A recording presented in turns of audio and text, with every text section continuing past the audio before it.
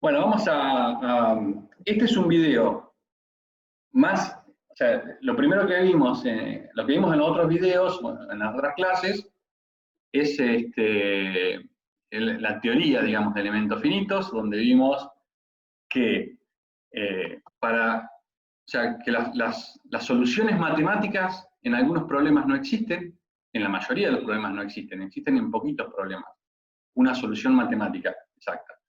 Por ejemplo, ustedes en resistencia a materiales aprendieron a calcular la deflexión y las tensiones en una viga en voladizo, una viga simplemente apoyada. Obviamente todo eso, cuando ustedes quieran diseñar una máquina, no lo van a poder utilizar, porque no existen matemáticamente la solución a este tipo de problemas.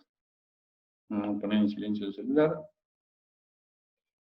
¿Por qué? Porque si bien existen las ecuaciones diferenciales, la solución a esa ecuación diferencial depende de las condiciones de borde. Las condiciones de borde son las fuerzas aplicadas, la geometría de la pieza que ustedes están analizando. Imagínense que ustedes tienen una chapa circular con un agujero cuadrado en el medio. Es una estructura muy simple. Si aplican las ecuaciones diferenciales de la mecánica del continuo para el caso estático, y lo que tienen que hacer es, si esa placa está empotrada en el borde circular, tienen que decir matemáticamente que en esa parte del dominio del problema no existe desplazamiento de la función W, que es la que ustedes están utilizando, y la derivada con respecto a XY en ese punto es cero. Todo eso lo tienen que meter dentro de la ecuación diferencial para hallar la solución. Olvídense, no existe esa solución. Es más, un caso más simple. Si ustedes tienen una viga empotrada en los dos extremos y al medio le ponen un apoyo, no existe la solución matemática para todo el dominio. Tienen que cortar la viga al medio, plantear una ecuación para un lado, otra para el otro. O por ejemplo, si tienen una viga en voladizo que tiene un cambio de sección, tampoco. Tienen que partir el problema en dos. Bueno, esas son geometrías simples que no tienen solución matemática. Entonces se utilizan estos métodos aproximados, y el método de elementos finitos es el método que ganó más popularidad en el último tiempo porque es fácil de implementar, y la popularidad que ganó fue creciendo con el desarrollo de las computadoras, porque como dije en la clase anterior, el método de elementos finitos, en lugar de encontrar la solución a una ecuación diferencial, lo que hace es buscar la solución a un sistema de ecuaciones lineales. Por más que el problema sea no lineal y lo que sea, siempre resuelve sistemas de ecuaciones lineales. Acá nosotros vamos a trabajar con problemas lineales, ¿tá? O sea, todo estático. Los problemas no lineales, lo que se hace es, se parten en pedacitos que son lineales. Entonces, si yo tengo que hacer, supónganse, imagínense que tengo una probeta bien simple, una probeta o una barra circular, y le aplico tensión, entonces va a ser lineal hasta que llego a la tensión de fluencia. A partir de ahí, el problema se hace no lineal. Entonces ya no vale la ley de Hooke, tengo grandes desplazamientos, un montón de ecuaciones que utilizo para la estática está simplificado, que los desplazamientos, que las deformaciones son pequeñas, entonces ahí tengo varias simplificaciones suponiendo que las deformaciones son pequeñas. En el caso que las deformaciones sean grandes, entonces ya no me vale la solución lineal.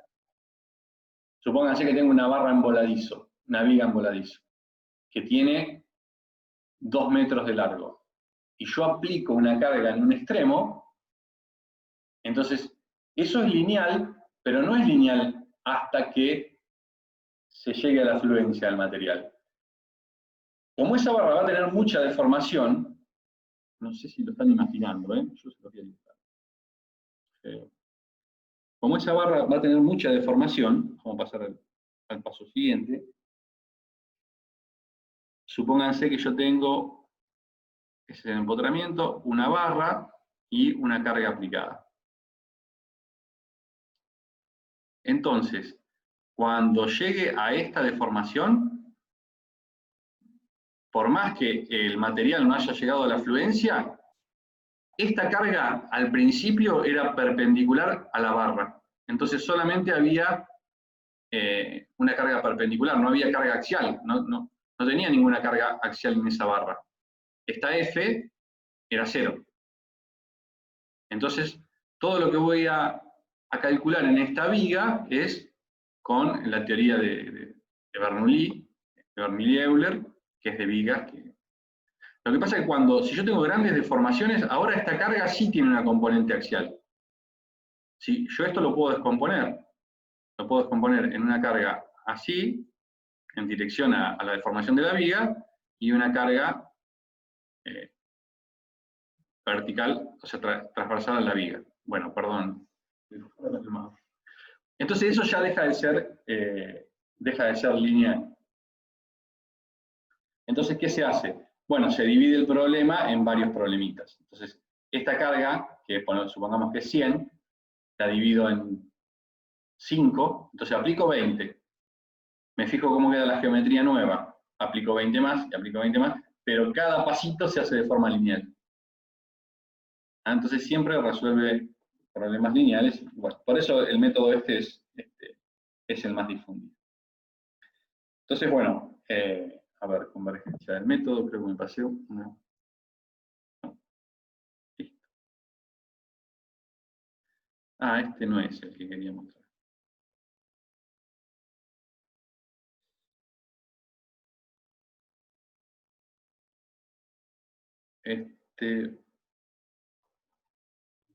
Bueno, mientras vos buscás lo que estás buscando, que Emiliano salude, ¿no? Ahora que se conectó. ¿Se conectó? Sí, buen día. Buenas tardes. Acá está. Bien, bueno. Entonces, vamos a ver el análisis. Que un poquito lo que hablamos ayer, yo antes de hacer un análisis tengo que tener una expectativa de qué es lo que va a pasar con la pieza. Fíjense que yo dibujé esa viga en voladizo, bueno, esa viga en voladizo, y le puse una carga, y yo sabía que esa viga se va a deformar de esa manera. Entonces esa es mi expectativa. Y es la verdad porque, bueno, porque es algo fácil de ver. Entonces lo primero que tengo que tener en cuenta son las expectativas de qué es lo que va a pasar con el problema, porque eso es parte de la ingeniería, ¿no? Saber qué va a pasar. Pero hay casos que no, que como nunca los he hecho, supónganse que yo tengo una barra, una viga bien empotrada, y aplico calor del lado de abajo. Entonces, ¿qué va a pasar con esa barra? Pregunta. A ver si alguien me puede decir. ¿Qué pasa con esta viga si yo la tengo bien empotrada acá y empotrada acá y aplico calor del lado de abajo? Me parece que no hay nadie. Se van a ¿Cómo que no hay nadie? producir tensiones porque la viga quiere dilatarse y no se va a permitir por los empotramientos. Claro, y es una viga. ¿Y cómo se va a mover? ¿Cómo va a ser su deformación? Estás suponiendo que el calor no va a ser uniforme, ¿no? Que No, yo le solamente calienta la pongo, parte de abajo. claro, esto tiene, por ejemplo, tiene un cuerpo. Yo estoy calentando del lado de abajo, o sea, va a tener más temperatura del lado de abajo que del lado de arriba. ¿Qué va a pasar con esa viga?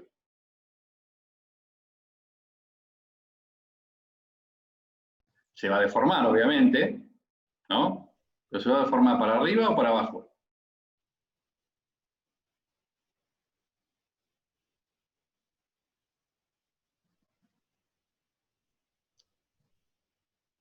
Sí. Para abajo por el peso propio, ¿no? No, bueno, suponete que no existe la gravedad. Yo estoy analizando el calor. O suponete que esto está en forma lateral.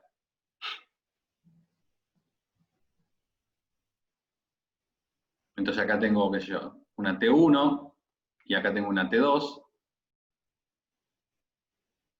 T1 es mayor que T2 porque el calor viene en esta dirección, ¿no? ¿Ven? O sea que no es fácil. Se va a deformar hacia abajo, hacia el lado donde viene el calor. ¿Por qué? Porque acá, al tener una T1, tengo más dilatación que arriba, que tengo una T2 que es menor. Entonces se va a deformar hacia abajo, va a ser esto. Eso es, esa expectativa la tengo que tener. Si ustedes pensaban que se iba a deformar hacia arriba o que, no sé, cualquier cosa, entonces tienen que saber, o sea, eso va a venir acá al final, lo van a ver al final, ahora vamos a llegar. Entonces lo primero que tengo que tener antes de hacer un cálculo es una expectativa.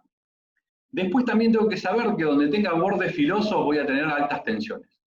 Entonces, esos valores no son confiables. Bueno, una vez que ya yo tengo el problema en la cabeza, ya tengo que ir pensando con qué tipo de elementos lo voy a modelar, cómo voy a poner las condiciones de borde, todo eso lo tengo que tener ya en la cabeza antes de empezar a dibujar. Porque de eso va a depender lo que yo voy a dibujar.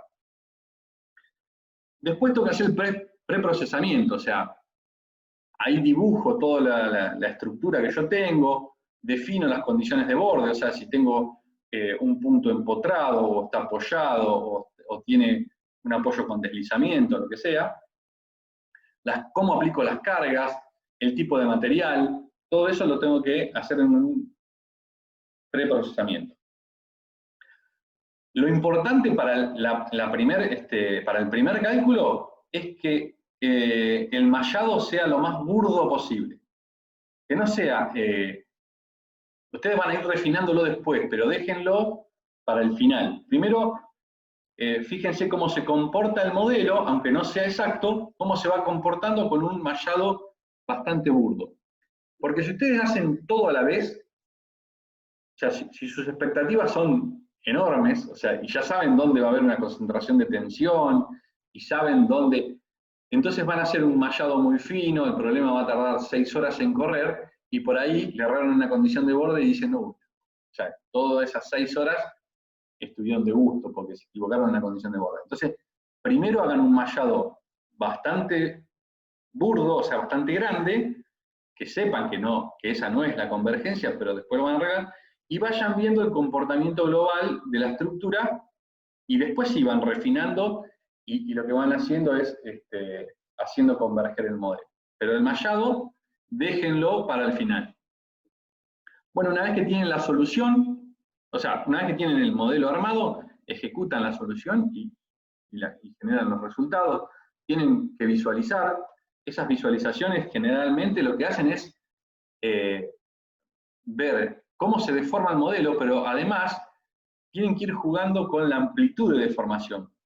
Supónganse que ustedes tienen una estructura que se deforma, no sé, 1/100ª de milímetro, pero amplifíquenlo, ya que tienen el programa y lo pueden hacer, amplifíquenlo para saber si en la exageración el modelo se comporta como debería ser.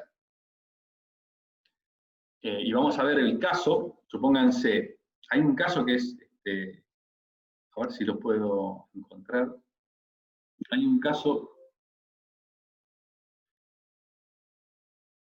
que yo se los doy a los chicos de la UTN, que es, a ver, práctico.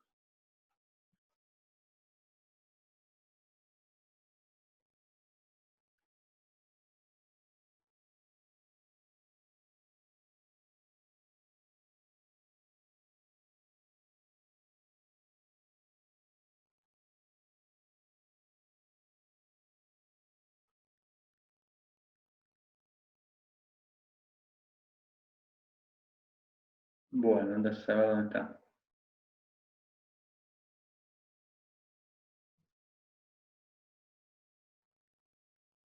Bueno, hay un caso que es un caso real donde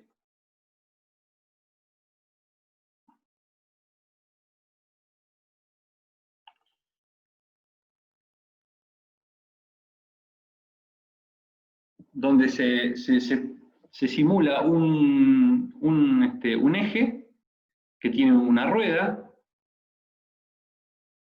¿Por ¿Por qué no guardo las cosas?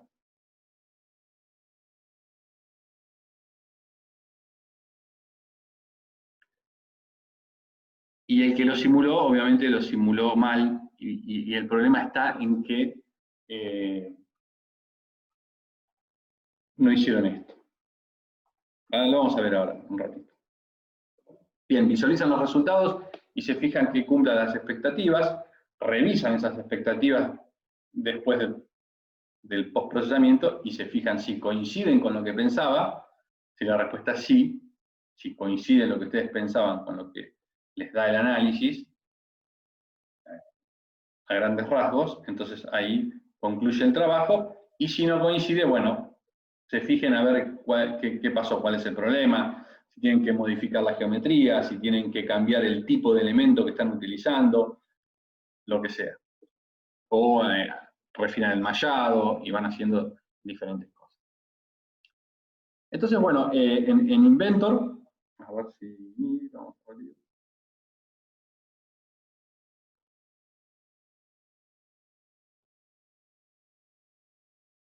¿Por qué no me deja ir al programa? Vamos a abrir una pieza común. No, esto no es Inventor.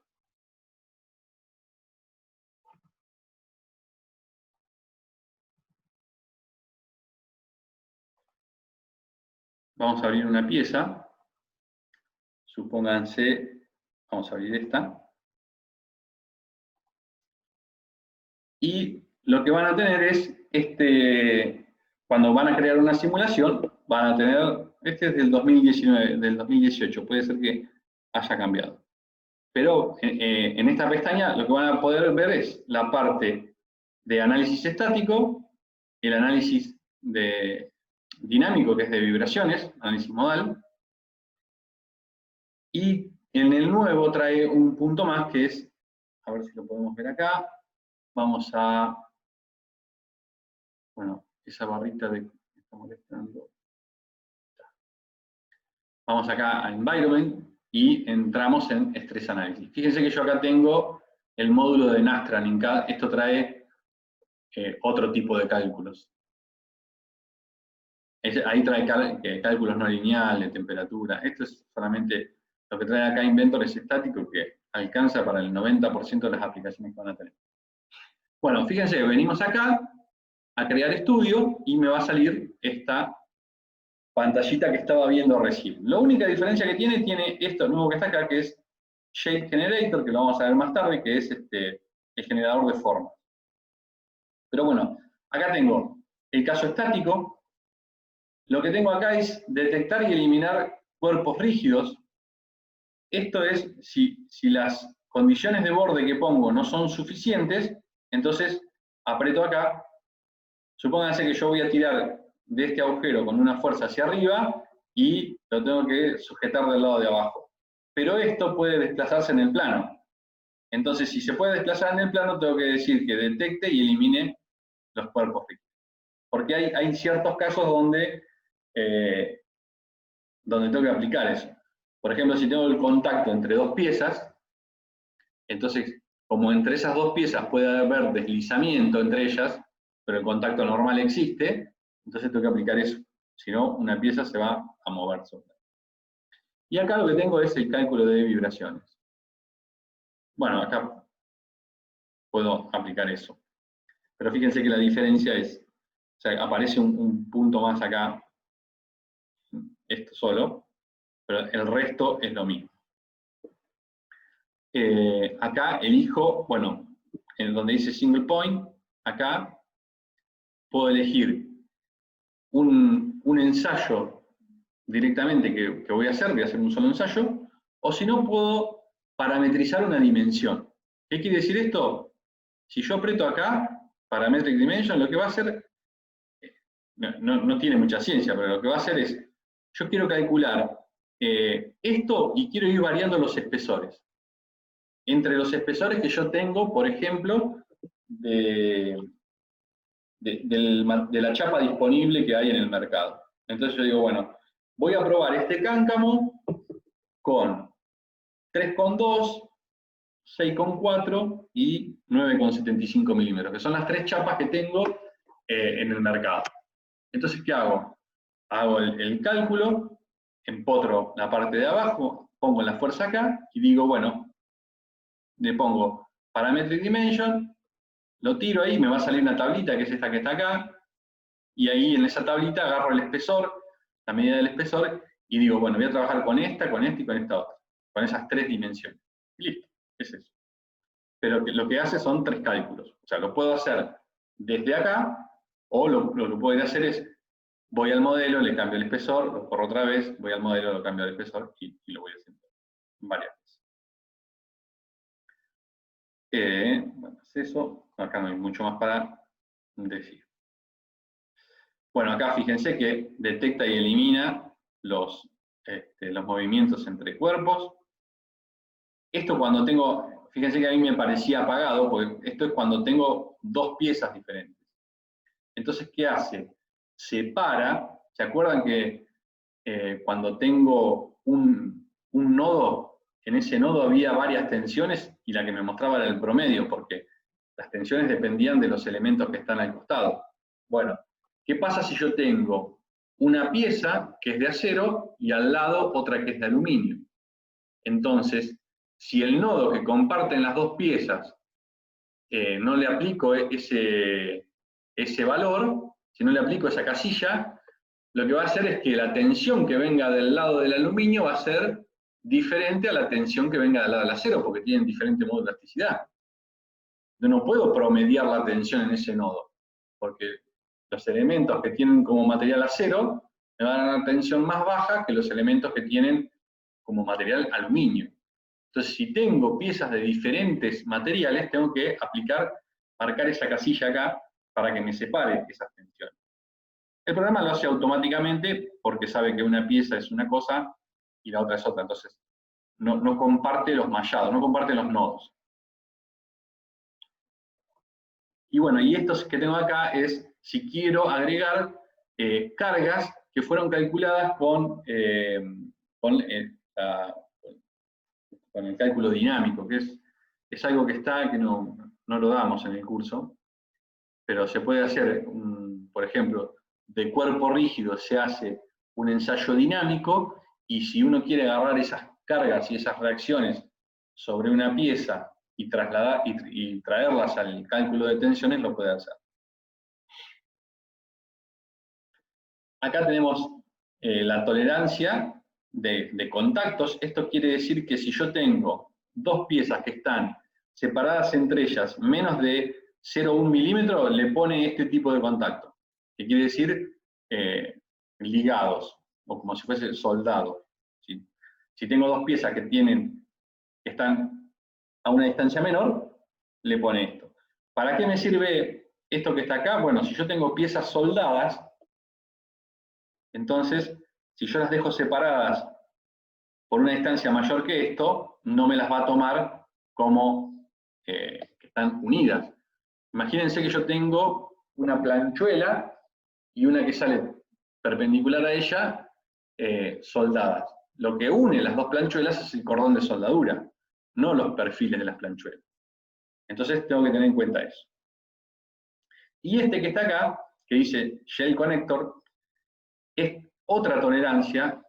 ¿Por qué? Porque si yo tengo, supónganse, dibujo una chapa y le doy un espesor, pero después lo voy a ensayar con materiales tipo Shell, entonces va a disminuir el espesor de todas las piezas, porque la va a transformar en un plano. ¿Se acuerdan que los elementos placa agarraba un sólido y me lo convertía en un plano, porque era un elemento que se podía ensayar por placa? Lo mismo que yo tengo un reticulado y lo quiero ensayar como elementos viga, entonces el cuerpo del sólido me lo va a transformar en una línea, el cuerpo de una chapa me lo va a transformar en un plano, o qué sé yo, de una losa me lo va a transformar en un plano. ¿Qué pasa? Ahí estoy variando las dimensiones que hay que había en el dibujo. Si yo tenía una pieza a tope, al transformar una de las 2 en un plano, entonces la separación va a ser ese espesor que yo reduje al plano. Entonces me toma 1,75, que es el múltiplo del espesor de la placa. Supongo, vamos a hacer un dibujito para que quede claro. Supónganse que yo tenía esta chapa con esta otra chapa que salía de acá.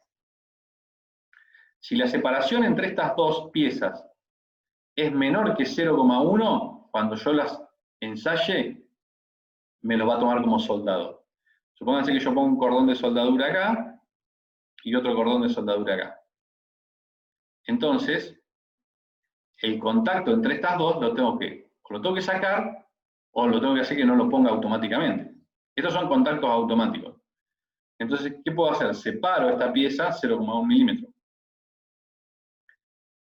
O directamente después voy a ese contacto y lo borro. Cuando si esto lo puedo calcular como shell, entonces la chapa de abajo, como elemento placa, me lo va a transformar en este plano, y esta chapa de arriba me la va a transformar en este plano. Entonces fíjense que ahora la separación, desde acá hasta acá, es mucho mayor, para que me lo tome como bonded. Entonces, este 1,75 quiere decir que todo lo que esté de este plano a 1,75 de este espesor, me lo va a tomar como soldado.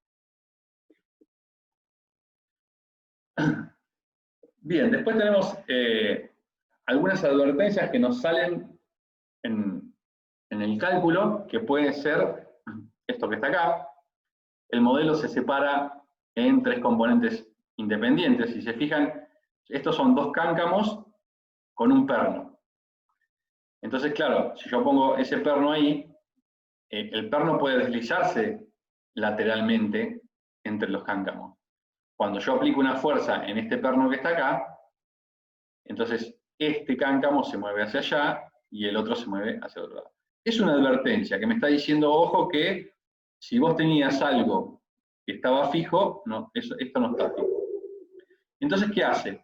Le mete, para que no quede todo suelto, le mete un resorte, pero soft spring. O sea, un resorte de rigidez muy baja. Para que el perno no se vaya hacia un costado.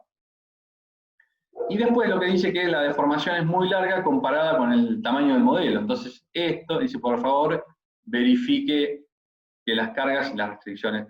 Esto quiere decir que si la deformación es muy larga, entonces el problema es no lineal, como habíamos visto en el tema de la viga empotrada. Entonces, son cositas que hay que tener en cuenta. En este caso me lo marca porque, supónganse que esto se ha movido hacia allá 2 milímetros, y si la chapa, el espesor de la chapa es 3 milímetros, entonces eso es muy grande para el cálculo estático y lineal estático.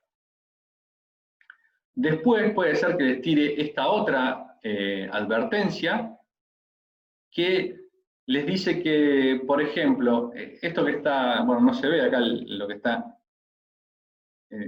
ensayado, pero es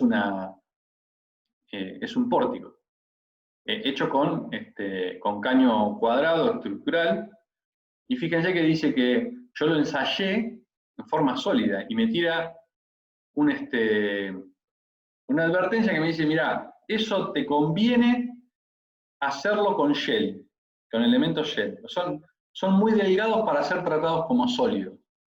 Entonces me dice, aplicale, o sea, te recomienda que le apliques elementos placa. Bueno, son diferentes reducciones a la teoría tridimensional. Entonces, por ejemplo, si tienen, esto no se los voy a, bueno, lo voy a leer porque no tienen el PowerPoint, pero si tienen elementos, como puede ser una losa de un edificio, o una chapa que, no sé, que soporta una máquina, lo que sea, un chapón, una placa, si las dimensiones de la placa son mucho mayores que el espesor, entonces ese modelo, en lugar de tratarlo con elementos 3D, les conviene tratarlo con elemento placa. ¿Por qué? Porque los elementos 3D tienen que tener una relación de aspecto cercana a 1. por ejemplo, si yo tengo un elemento 3D que es un ladrillito, A es este largo, esto es B y esto es C. La relación entre A, B y C tiene que ser similar a 1. Tiene que ser del mismo orden de magnitud. No puede ser C, que es la altura del elemento, no puede ser 10 veces más chico que cualquiera de los otros dos. ¿Por qué? Porque empieza a tomar rigidez en ese sentido. El elemento se deforma y no es lo mismo, no trabaja bien. Entonces, en el caso que ustedes tuviesen una placa con un espesor muy delgado, y van a poner, no sé, una fuerza arriba o lo que sea, si las dimensiones de longitud, cualquiera, esta longitud o esta longitud, son mucho mayores que esta, que es D, entonces tienen que modelarlo como elemento placa. ¿Por qué? Porque si ustedes tienen que respetar la relación entre A, B y C, fíjense la cantidad de elementos que tienen que meter acá para que no se les distorsione el elemento sólido. Entonces tienen que meter muchos elementos. En cambio, si ustedes tienen los elementos placa, acá con 9 elementos lo pueden solucionar rápidamente. Fíjense que lo hacen así, y acá tienen 9 elementos. Esos 9 elementos tienen 1, 2, 3, 4, 5, 6, 7, 8, 9, 10, 11, 12, 13, 14, 15, 16 nodos. Tienen 16 nodos, y fíjense que esos 16 nodos tienen, grados de libertad tienen 3 de desplazamiento y 3 de rotación. Entonces tienen que hacer 16 por 6, 96 grados de libertad tiene esa chapa. 96 grados de libertad. O sea que si quieren resolver eso, tienen que resolver un sistema de 96 por 96. Obviamente, si ustedes lo empotran acá, esta parte, tienen que agarrar esos 1, 2, 3, 4, no, me cago en el timbre. Todos los perros, la verdad. Si ustedes, bueno, disculpen un momento, voy a atender eso.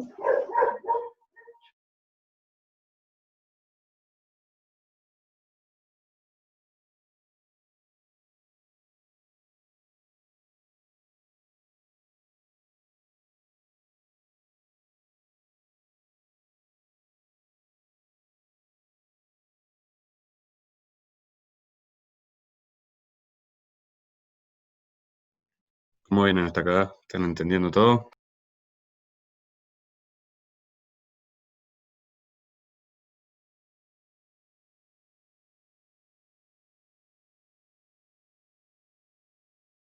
Ya, la misma vieja y no yo. Bueno, no sé en qué está.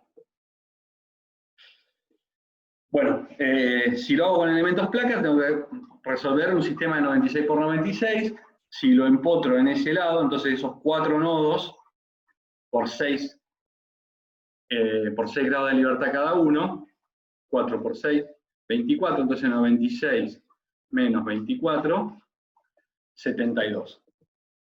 Ahí yo tengo 96 grados de libertad en este modelo. Si lo empotro en estos puntos, tengo que restar 24 y me quedan 72. Tengo 72 por 72. Eso, ¿se escucha el perro tomando agua? Hijo de puta, ahora te van a poner... Me lo hacen a propósito. Me quedan 72 grados de libertad, entonces lo que tengo que resolver es un sistema de 72 por 72. Imagínense si esto lo hubiese hecho con elementos 3D. Tendría que haber puesto, por la altura de la placa, tendría que haber puesto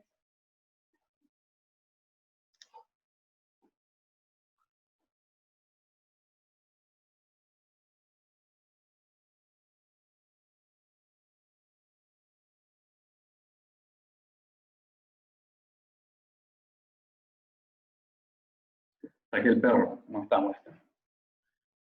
Si hubiese tenido que hacerlo con elementos 3D, fíjense la cantidad de elementos que hubiese tenido que poner, porque este largo que está acá, tendría que haberlo dividido por el espesor y poner esa cantidad de elementos en ese sentido. Y ahí, fíjense la cantidad de nodos que iba a meter. Entonces, ahí tienen que elegir. El programa lo hace automático si si el programa detecta que el espesor de una pieza es, por ejemplo, 100 veces del orden, de 2 órdenes en magnitud, ya les tira automáticamente que lo hagan.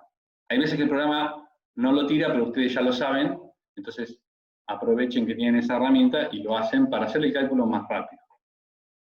Más rápido y con más exactitud, porque fíjense que si esto tiene, no sé, 20 centímetros y el espesor de la chapa es 2 milímetros, entonces nos van a tener que meter 100 elementos. Pero 100 elementos no les dice que va a estar bien el cálculo, porque fíjense que en el espesor están metiendo un solo elemento. Entonces ahí les conviene utilizar el elemento placa. El elemento placa es un elemento plano, lo vimos muy a las apuradas ayer, pero es un elemento plano que puede tener 3 o 4 nodos, según el tipo de elemento, y en cada nodo tienen 6 grados de libertad, que son los 3 desplazamientos y las rotaciones. Bien.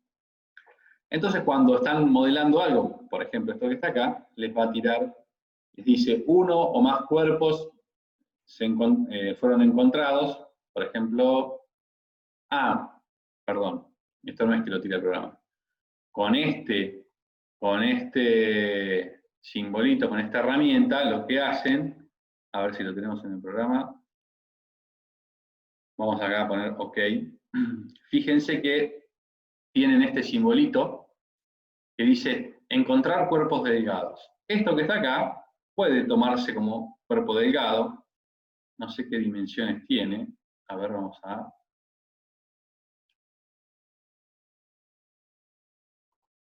Tenemos 4 milímetros de espesor y acá tenemos, bueno, por 100. Entonces fíjense que no cumple con las expectativas de cuerpo delgado, pero yo puedo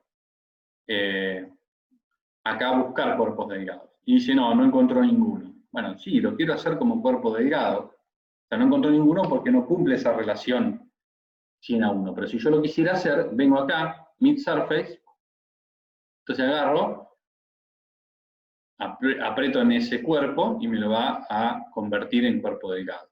OK, y fíjense, OK, ahí me lo convirtió en un cuerpo delgado. Está medio transparente por el fondo, no sé si se alcanza a ver algo.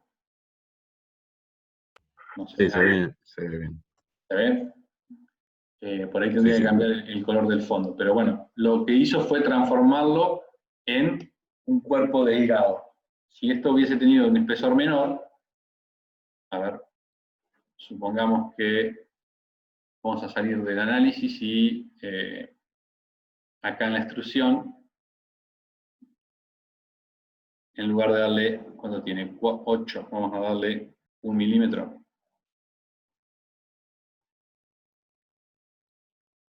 Ahí, y vamos de vuelta al análisis. Ya directamente, como ya había hecho el análisis, vengo acá y ahí, bueno, no encuentro. A ver.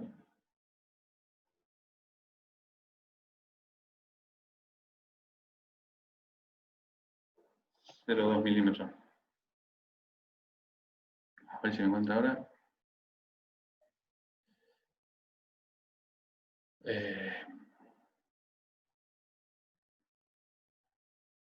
Ahí está. Fíjense que ahí lo encontró. Dice 1 más cuerpos encontrados. Yo le pongo acá a buscar y ahí me dice que lo encontró. Yo le pongo OK y me lo transforma en cuerpo delgado.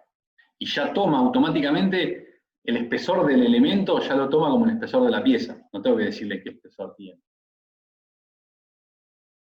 Pasa que vimos un poco rápido, la teoría de elementos placa, la vimos un poco rápido, pero dentro del elemento placa está el espesor. Aparece un H que es el espesor. Entonces, acá ya directamente lo toma del dibujo y dice, bueno, el espesor es ese, y listo. Vamos a volver a lo... Ahí está. Bien. Perfecto. Entonces, eso me sirve para simplificar. El botón S es el comando para encontrar cuerpos delgados. Hay una cosa importante. Si yo puse las condiciones de borde y apliqué las fuerzas, supóngase, acá con esto preparo todo el modelo, pero acá empiezo a poner condiciones de borde, o sea, restricciones que le voy a poner. Acá tengo las cargas que le voy a poner. Acá tengo los contactos, material con material. Entonces fíjense que el orden para trabajar es desde acá para allá. Si yo puse las cargas antes y después hice el cuerpo delgado, entonces tengo que borrar todas las cargas que puse y volver a ponerlas. ¿Por qué? Porque son diferentes ahora. El empotramiento que yo le pongo acá abajo a esta pieza, tomándola como sólido, le restringe los desplazamientos a los nodos. Pero si yo la convierto en placa y le pongo un empotramiento, ahora va a restringir los desplazamientos y además las rotaciones. Entonces, siempre arrancan desde acá y van hacia la derecha. Es el sentido, llegan hasta acá, la simulación, y después esto que está acá es para visualizar los resultados finales. Por ejemplo, en el caso, como es el que estaba acá, que le pongo buscar cuerpo delgado, pero no cumple el criterio. Por ejemplo, acá dice que no lo contempla el criterio de L sobre D igual 100. Fíjense que yo para que me lo detecte de forma automática tuve que bajar el espesor a 0,2 milímetros. Bueno, si no me lo detecta el programa solo, voy y con Mid Surface selecciono la estructura que yo quiero hacer el cálculo en lugar de sólido con elemento placa, me lo hace automáticamente. Genera la superficie y le pone el espesor que va. Ahí me sale una advertencia, me dice que no debería ser tratado como cuerpo delgado, pero cada uno hace lo que quiere.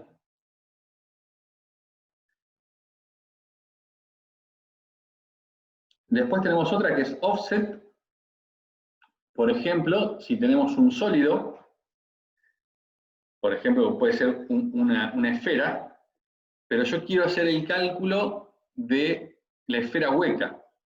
Entonces no tengo que dibujar una esfera hueca. Yo puedo hacer la esfera sólida y offset lo que hace es como agarra toda la superficie exterior y lo convierte en placa. Supónganse que ustedes tienen, no sé, una caja de chapa, pero para no hacer el hueco adentro, dibujan un cubo y con offset lo que hacen es darle a toda la superficie, le dan la característica de placa. Y tienen que agregarle el espesor, porque como es un sólido, el programa no sabe qué espesor va a tener eso. A ver, ¿para qué lo pueden utilizar? Bueno, después vamos a hacer algo, pero supónganse que esta pieza que está acá está hecha con chapa. Una chapa con una...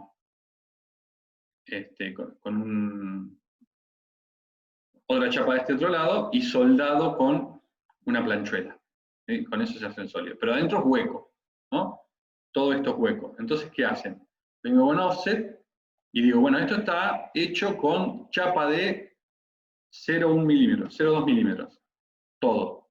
Toco ahí, ok, ok, y fíjense, perdón, tengo que tocar todas las caras.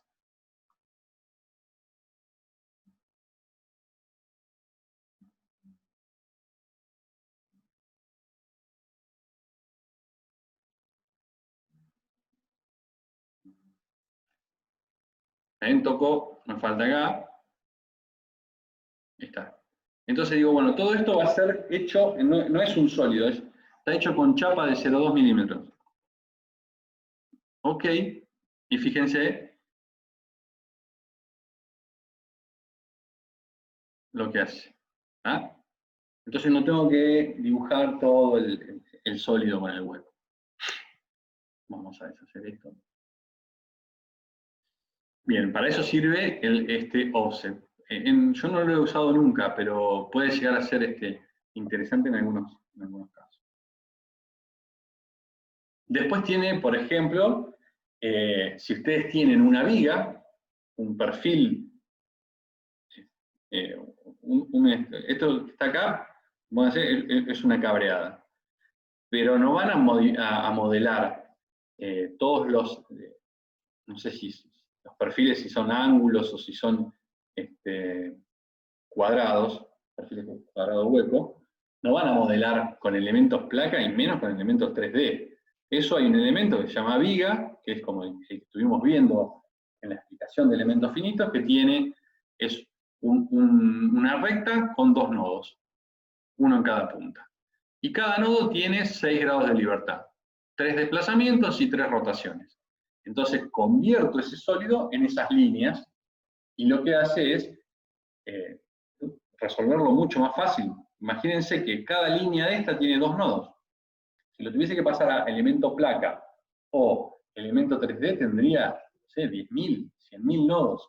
Entonces, siempre tienen que tener en mente, antes de dibujar.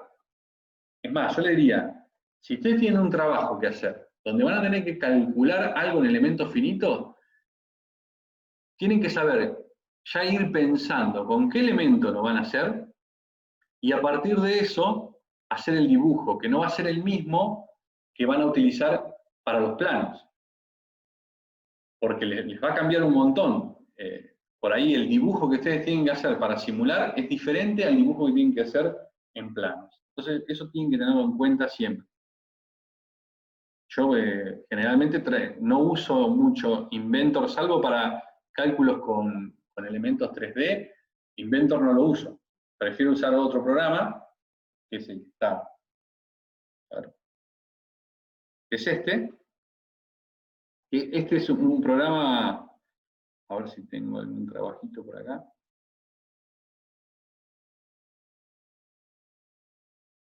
El muelle Profértil.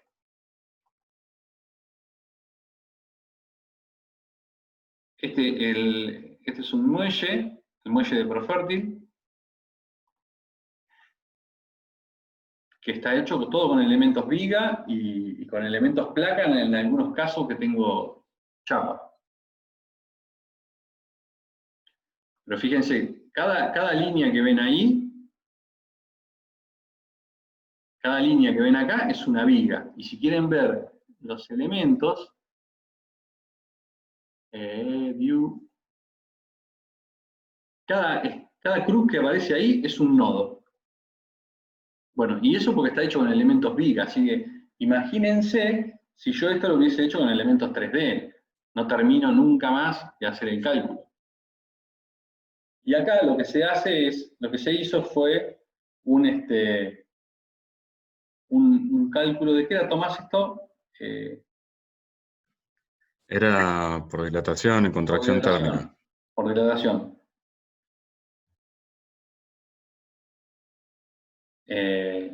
Esto tiene como 100 metros de largo, por no sé cuánto de alto, pero bueno, lo que se hizo fue, se dibuja y se le agrega un delta T para ver qué pasa en invierno y qué pasa en verano.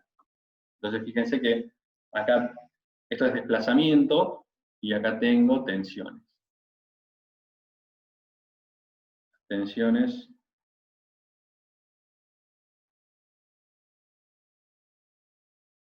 ¿Dónde tengo altas tensiones? Ah, los tornillos. Bueno, ahí hay bulones que conectan, ahí tienen tensiones altas. ¿Qué pasa? Es que era un muelle que estaba separado al medio con juntas de dilatación y a alguien se le ocurrió eliminar esas juntas de dilatación soldando la estructura.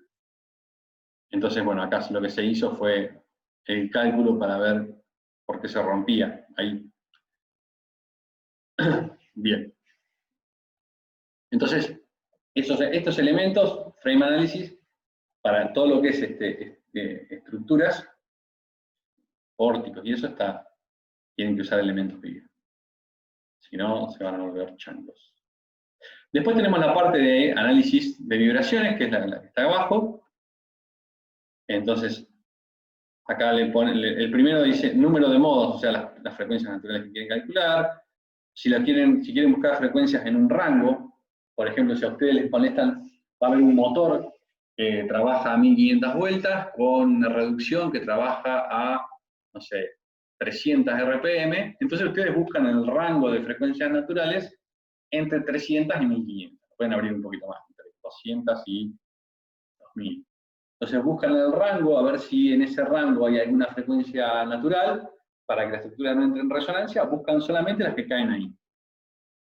Después esto, Compute Preload Modes, ¿esto qué quiere decir?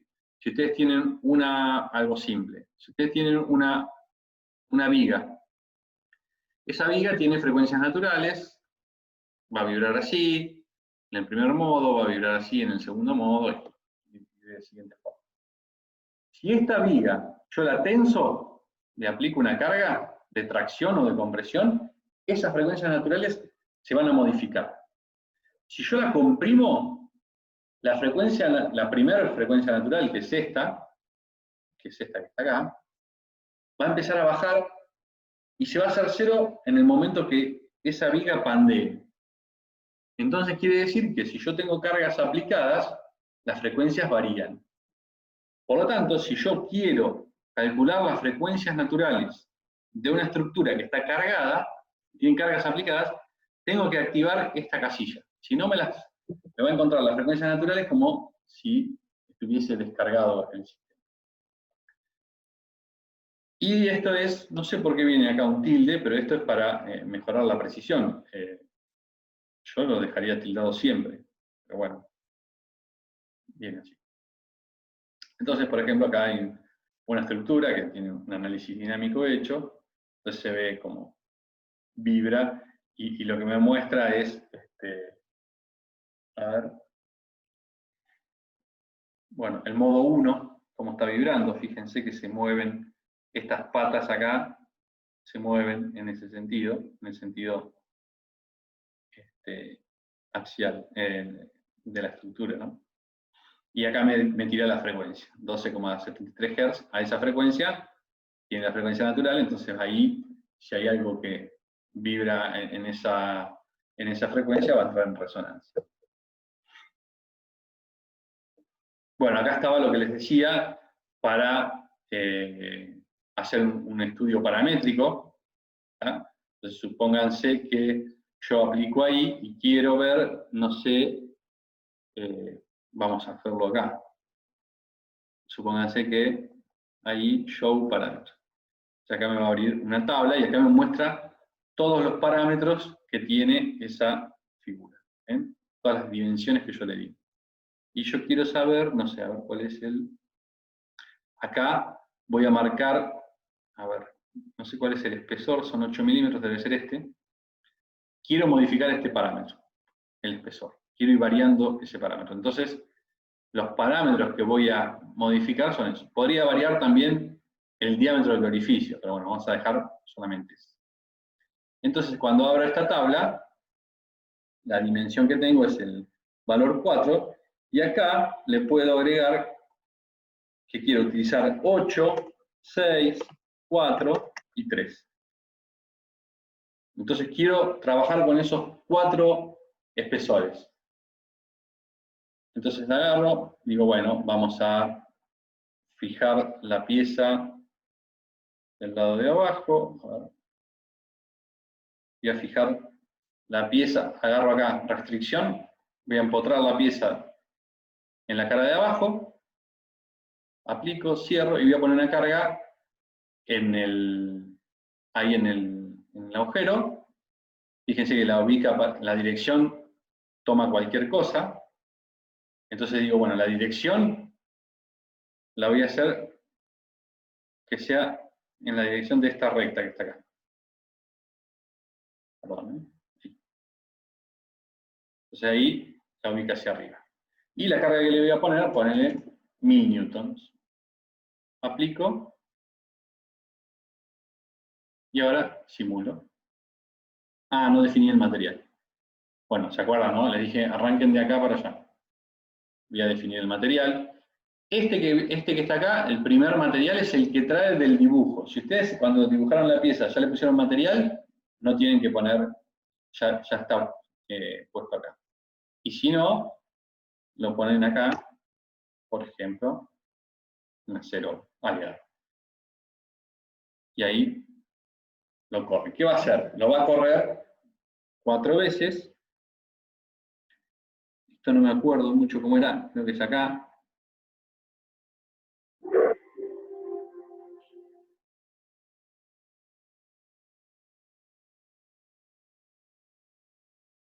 No me acuerdo más. Déjenme ver si está en el... La verdad que yo eso no lo utilizo nunca, pero bueno, acá está. Seleccionan qué parámetro quieren variar, utilizan la tabla. Y bueno, justo ahí no tengo explicado cómo se hacía, pero es poner acá los valores, a ver. No llegué a leer, pero parecía como que lo tenías que separar por guiones. Capaz que no por comas, porque la coma lo usa para los decimales. Ah, puede ser. No, yo tampoco leí. Iría así, vamos a ver. Bueno, a ver. Ah, en ascendente. Wow.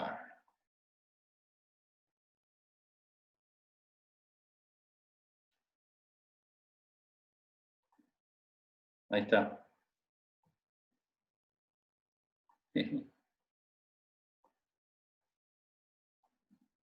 No, perdón, ahí me tomó.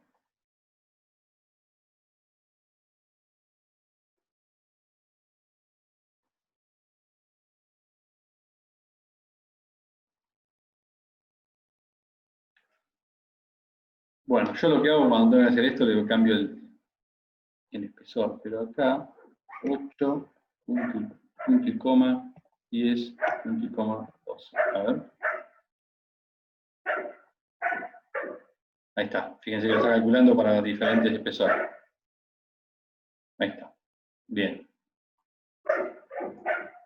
Entonces, si me fijo ahí, lo tengo para 8 milímetros y me da esas tensiones. Para 10 milímetros de espesor, obviamente baja 5, y para 12 milímetros, 4. ¿Ah? Esto si no está, bueno, acá le falta obviamente, fíjense, el mallado es bastante burdo, me quedan 10 minutos, el mallado es bastante burdo, tendría que ir minimizando el mallado. Bueno, acá termina el primer PowerPoint. Yo lo que haría, como ya en un ratito tengo la otra reunión, y quedan 10 minutos. A ver. Quedan 9 minutos y medio. Bueno, vamos a seguir con esto hasta que termine y ya empezamos a hablar del mallado ese que les mostré. Entonces vamos a ver esas tensiones que me daban ahí. Ese programa que corrí, yo no toqué ninguna propiedad del mallado. Directamente lo hizo automáticamente. Le di correr y salió ese mallado. Si se fijan, no sé cuáles eran sus expectativas, pero si acabamos corriendo el desplazamiento, le vamos dando múltiplos. Ese es el actual. Si vamos a desplazamiento, que lo tenemos acá, no se desplaza nada.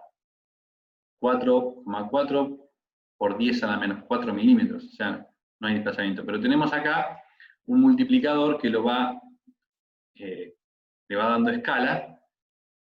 Entonces, eso es lo que yo me esperaba que suceda con esa pieza. Entonces, hasta ahí estamos bien.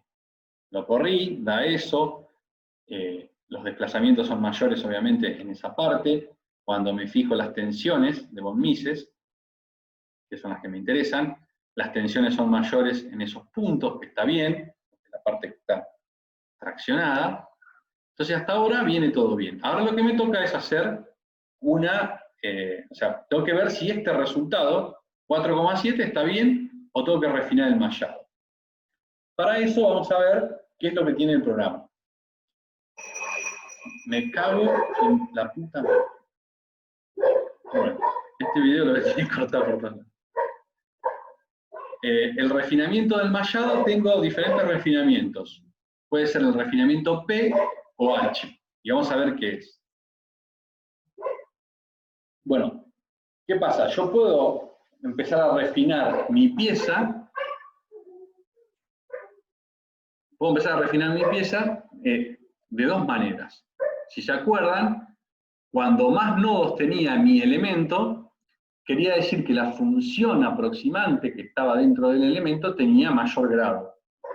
¿Se acuerdan de cuando yo aproximaba la curva con rectas, de la viga esa que colgaba por propio peso? Cuando más elementos metía, mejor aproximaba, porque esas rectas iban aproximando a la parábola, pero cuando utilizaba una función que era parabólica, me daba la solución exacta.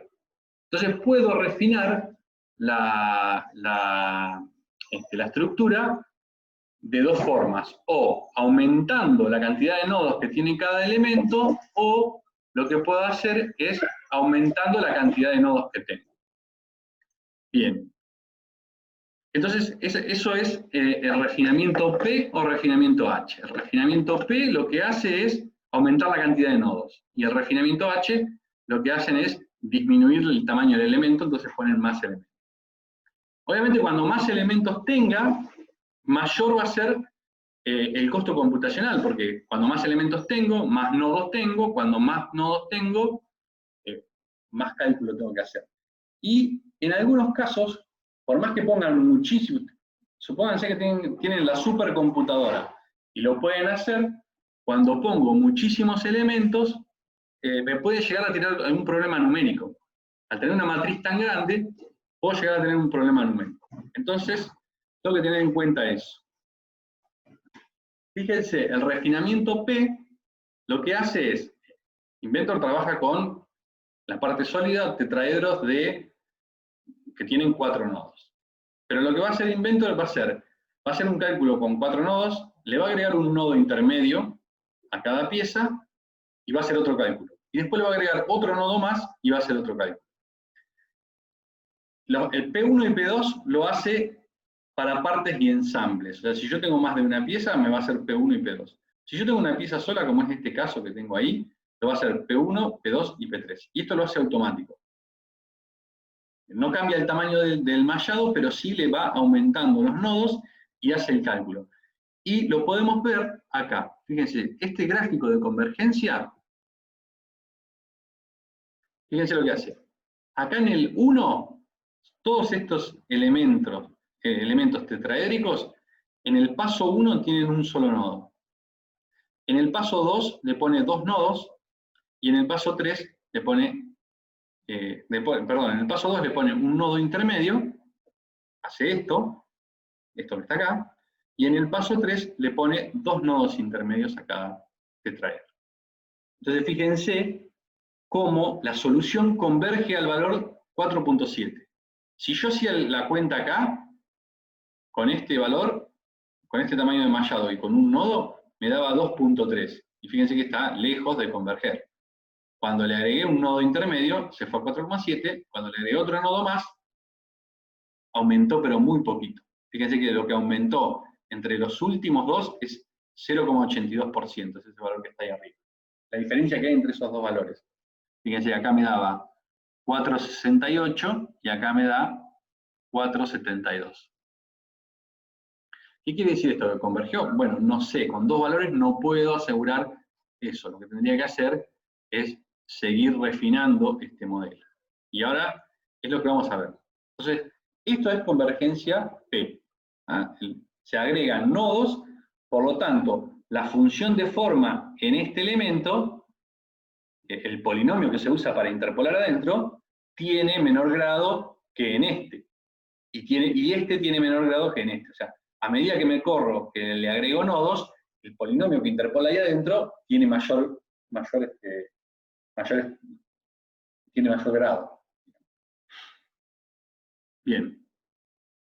Entonces, ahí está esto que les comentaba recién. Tengo una placa con orificio, la tenso, y fíjense cómo va aumentando el valor de la tensión y va convergiendo a un valor que todavía no sé cuál es. Ahí, 433, no puedo estar seguro de ese valor porque fíjense que sigue subiendo.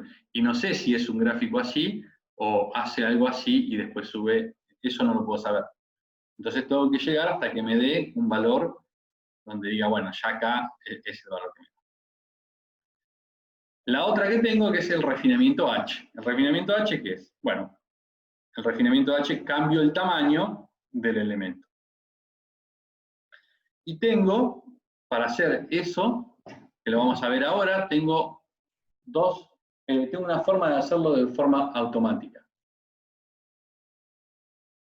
Que yo esto lo recomiendo para piezas simples, no para ensambles, porque si yo tengo algún contacto, entonces el contacto, como las tensiones se me van a infinito, el refinamiento automático me lo va a ir a hacer en ese lugar.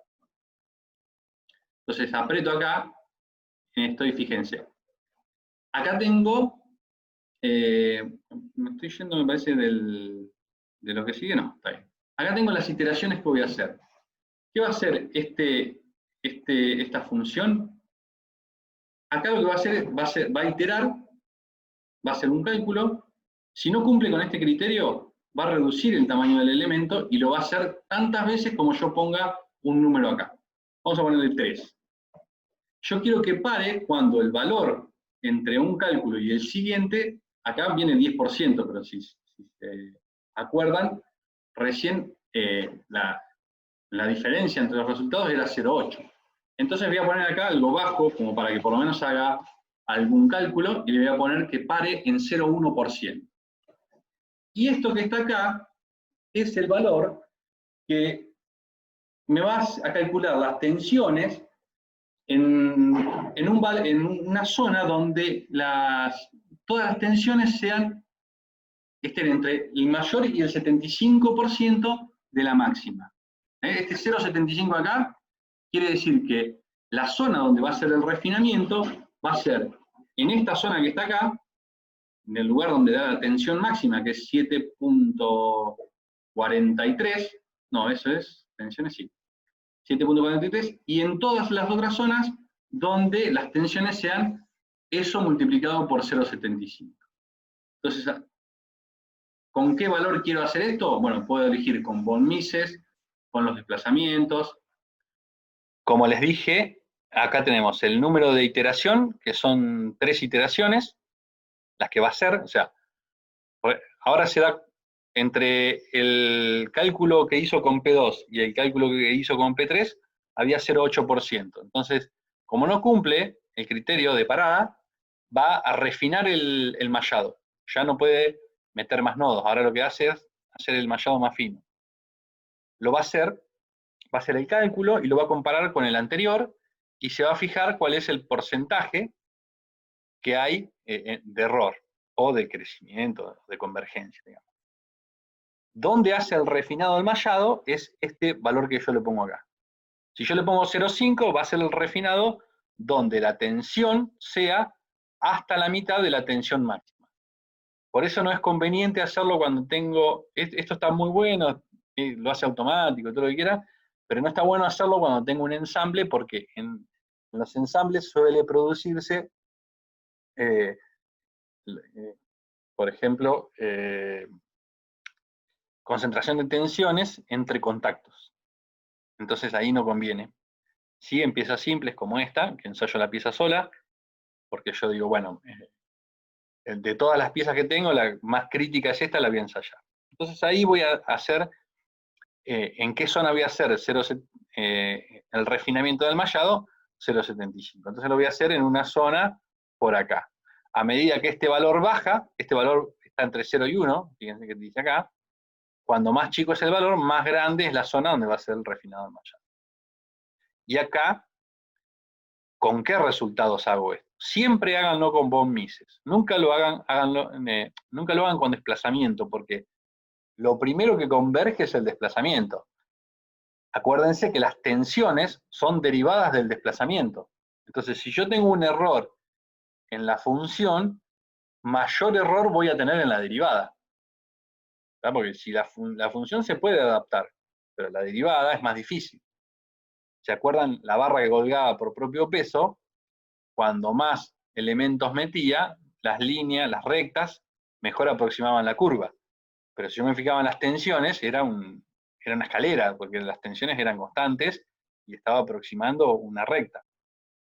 Siempre me conviene utilizar en convergencia, por lo menos para casos estáticos, las tensiones. Cualquiera de estas tres, pero sí von Mises porque es lo que me interesa a mí.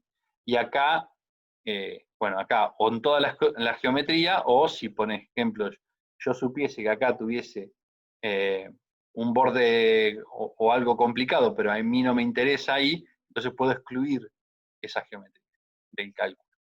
Entonces aprieto OK y hago la simulación. Fíjense que ahora, no, vamos a borrar la parte paramétrica, vamos a eliminar, ya no me interesa en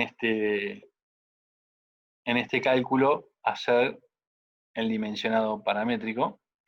Entonces, quiero ahora, ya elegí, supónganse que ustedes ya eligieron el espesor, y dicen, bueno, ahora vamos a refinar con ese espesor.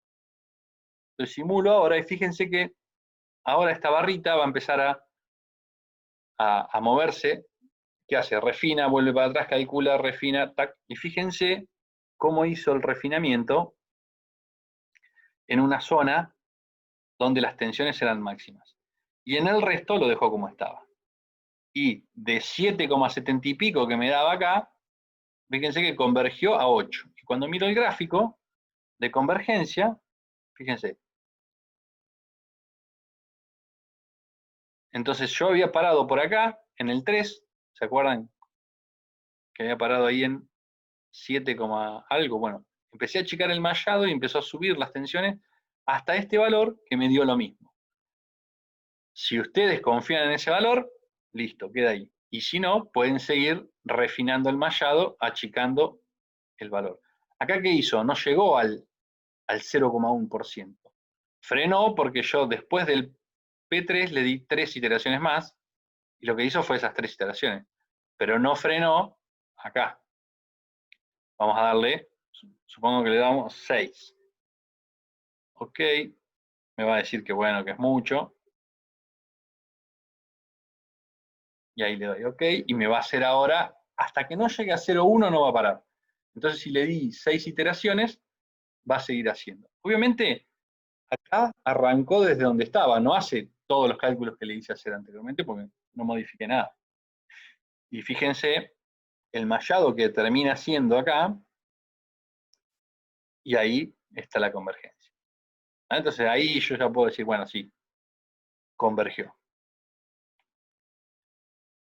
Bueno, a ver, ¿qué teníamos en el PowerPoint?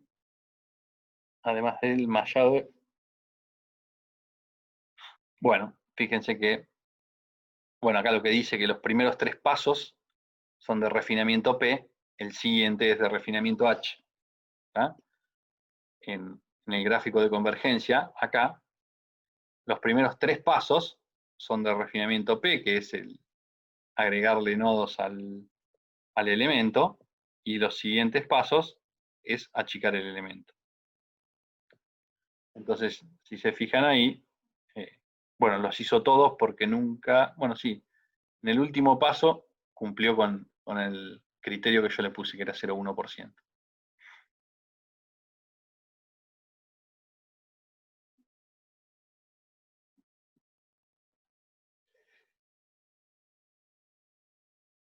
Bueno, acá está, cantidad de pasos a realizar, el criterio de detención, entre las últimas 2 iteraciones, el umbral, o sea, la zona donde va a ser el refinamiento, y las tensiones ahí, que es lo que utiliza para hacer el cálculo. Y ahí, bueno, la selección donde quiero aplicar. Fíjense que en este caso, yo tengo una placa con un orificio y tengo una muesca acá. Entonces, si yo dejo el umbral, acá vamos a trabajar con el umbral. Si yo dejo el umbral 0,75, solamente refina acá. Porque la tensión máxima ahí es 572, y 572 por 0,75, desde ahí para arriba, en toda esa zona va a ser refinamiento. Si bajo el umbral a 0,5, fíjense que acá tengo valores de tensiones que superan los 290, 270, que sería la mitad de esto. ¿Ah? Entonces empieza a refinar acá. Cuando toco el valor del umbral es con 0,75 no le da bola, con 0,5, entonces ahí sí. Lo que hablábamos hoy, este es el valor que estaba tocando, ¿no? Que explicaba recién. Después, si quiero excluir geometrías o incluir geometrías. Si a mí me interesa saber solamente las tensiones acá, y no quiero refinar acá, porque yo sé acá cuánto me va a dar, pero quiero saber acá, entonces lo que puedo hacer es incluir selected geometry, o sea, incluir la geometría seleccionada, aprieto acá, toco la cara, me va a aparecer un botoncito, quiero tocar esa cara y selecciono ahí, y solamente va a refinar acá. Va a cumplir todos estos parámetros, pero solamente en esa región. Entonces fíjense que ahí lo cumplió y hizo el refinamiento acá, y no lo hizo en el resto. Si yo quisiera hacerlo acá, fíjense, pongo incluir geometría, y acá toco en la cara donde lo quiero hacer, y supónganse que quiero hacerlo en esa cara de ahí. En esa cara.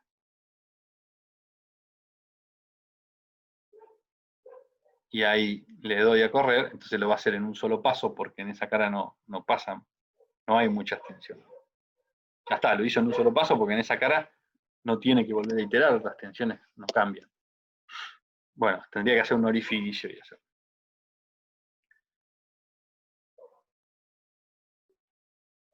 Y bueno, ahí se ve, como vimos recién en la pieza que les mostraba, ahí se ve la convergencia del método. Entonces ahí ustedes pueden decir, listo, esto ahí converge, pero no hacen el refinamiento antes del primer cálculo.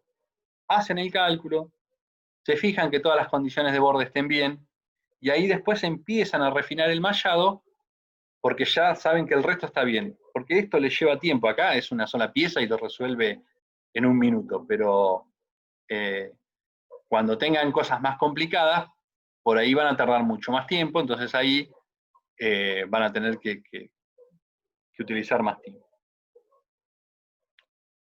Bueno, fíjense que acá es lo que les comentaba. Esto es una pieza que tiene bordes rectos acá. Entonces, por más que le pongan refinamiento, al ser un borde recto, ahí lo que hay es un problema matemático. Entonces, en ese borde recto la tensión va a ser infinita. Y por más que ustedes le pongan el criterio de convergencia, fíjense que no converge eso. Este gráfico ahí no tiene convergencia. Si le hacen un radio de acuerdo acá, entonces la diferencia entre estas dos piezas es que tiene un radio de acuerdo acá, entonces fíjense que ahí sí tiene una convergencia mucho mejor. Bueno, y lo dejamos para la próxima clase, lo que es refinamiento global, es decir, fíjense que acá tengo dos refinamientos diferentes, por defecto viene 0,1 y hace ese mallado, es el mallado automático que hace. Ese valor lo puedo tocar varias cosas, pero bueno, eso lo vamos a dejar para la próxima clase.